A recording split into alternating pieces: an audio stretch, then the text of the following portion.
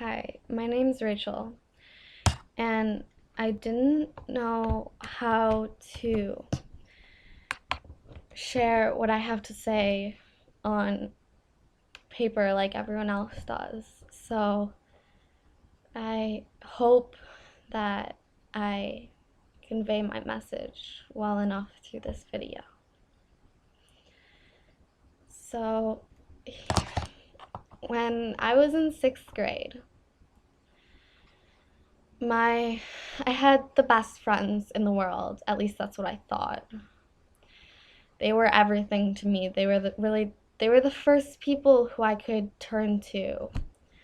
They were the first people who mattered to me, and their opinions were the only thing that I listened to. If they told me not to do something, I wouldn't. And if they told me to go, I don't even know. But I would. I would do whatever they wanted because I was I was afraid of being rejected.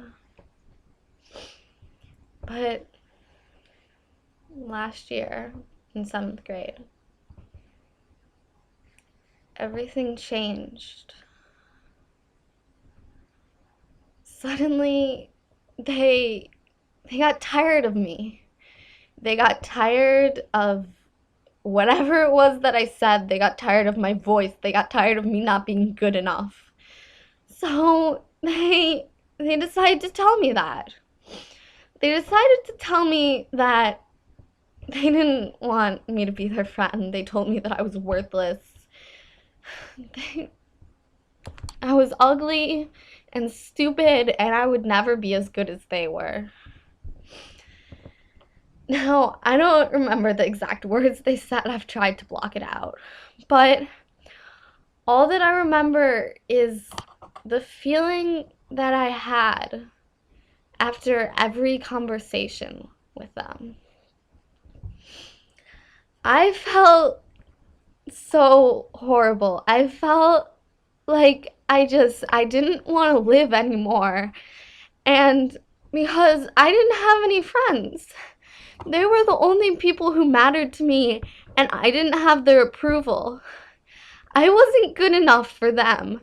So, to me, that meant that I wasn't good enough to the world. My family had a history with depression, and I was officially diagnosed somewhere around last summer.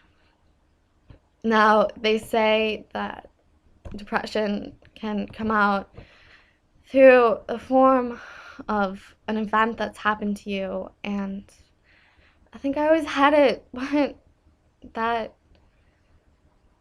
they're ending our friendship was what really brought it out. It was what made it the most prominent thing in my life.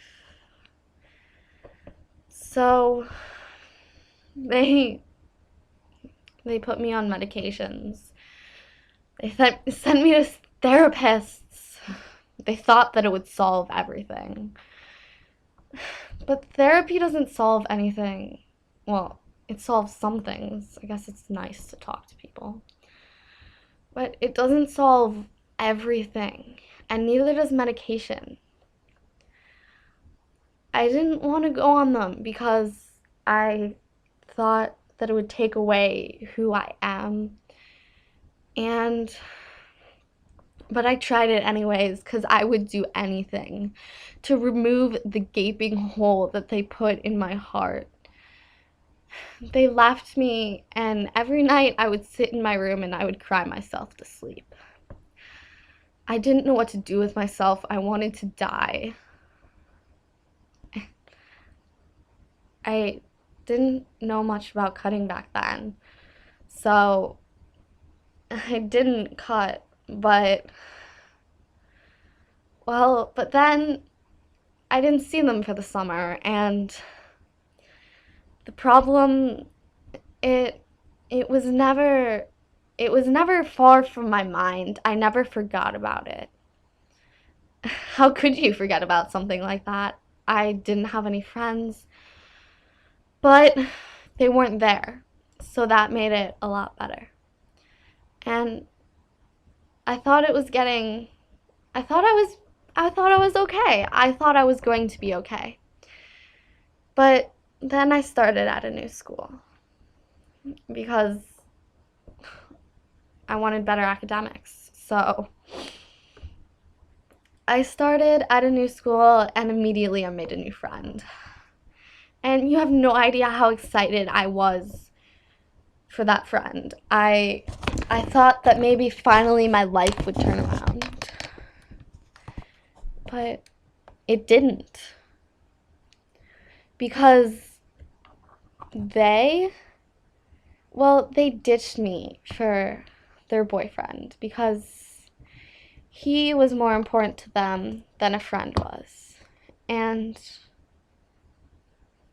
that it brought out that depression again. And so even with the medications and even with the therapy, I was worse than ever.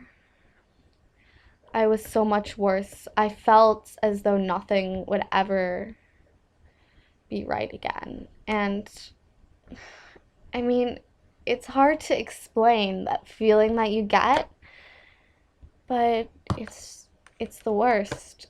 You feel unwanted, you feel worthless, and you you don't want to live anymore. And so, well, I wasn't ready to take that big of a step yet. But I was ready to take one.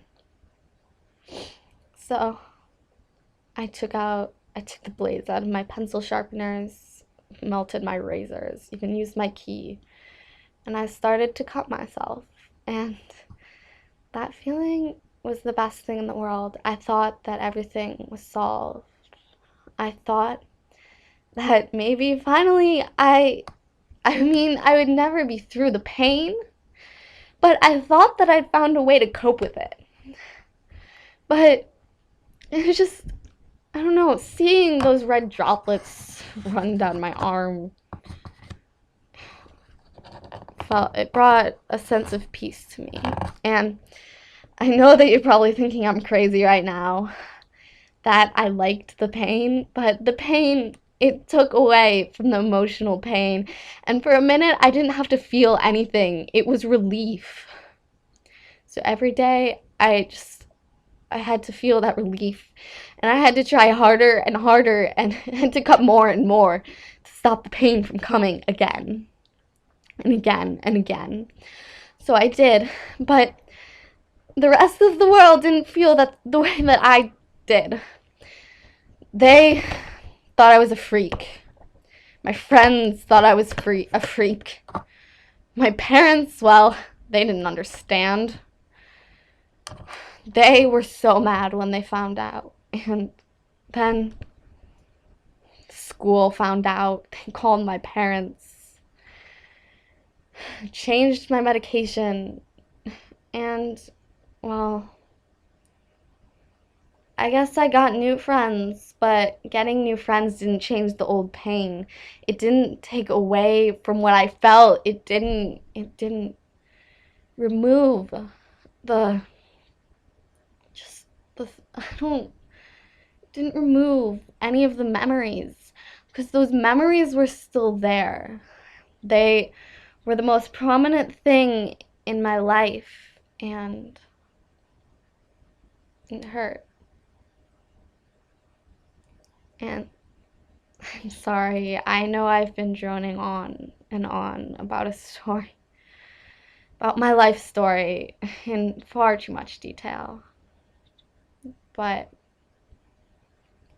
I I didn't know what else to say.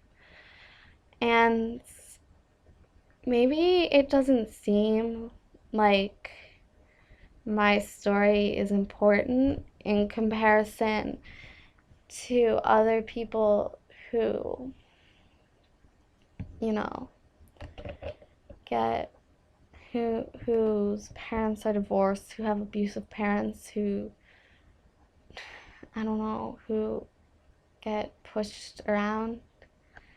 But what I'm trying to say is no matter how small the word is, no matter what thing you say, even if it's just one word, it sticks with that person for the rest of their life. And I know I'm not perfect. I'm not traditional beauty. I don't even think I'm beautiful. No one else does. And people still tell me that I'm worthless. They tell me to kill myself every day. But they don't know what I've gone through. And the people who do, they think I'm a freak for cutting. They think that I should have dealt with my pain in a different way. But it's not as simple as that. When you're a part, when you're a victim, you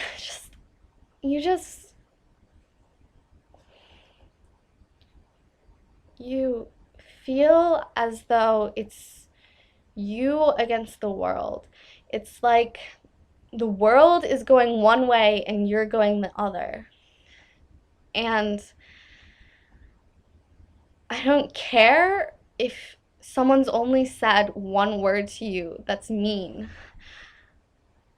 That, I know that probably still hurts you, because it hurts a lot. And just stop. If you're a victim, if people have said mean things to you, then I'm sorry. And I know how much it hurts. But if you've said those mean things to other people, I know that everyone makes mistakes, and that's okay, because we're not defined by our mistakes, but the rest of society seems to think that. I'm sorry, but what I'm trying to say is, don't tell someone to kill themselves. Don't tell someone that they're worthless. Don't tell someone that the world would be better off without them, because it's not true. No one is worthless and everyone deserves to live. And I don't know if I've gotten my message across in this long video. I don't know if you understand or if you even care. But please understand that you don't know what people are going through. No one does. Only that person knows how they feel and what they're going through. And the words that you say have the power to change that person's life for better or for worse. You have the power. You hold their life in your hands.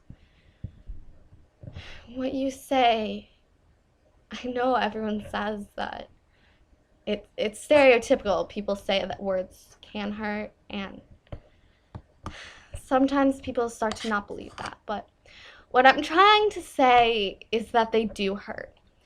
And they hurt so much. And please, if you get nothing else out of this, then please, I'm begging you, please,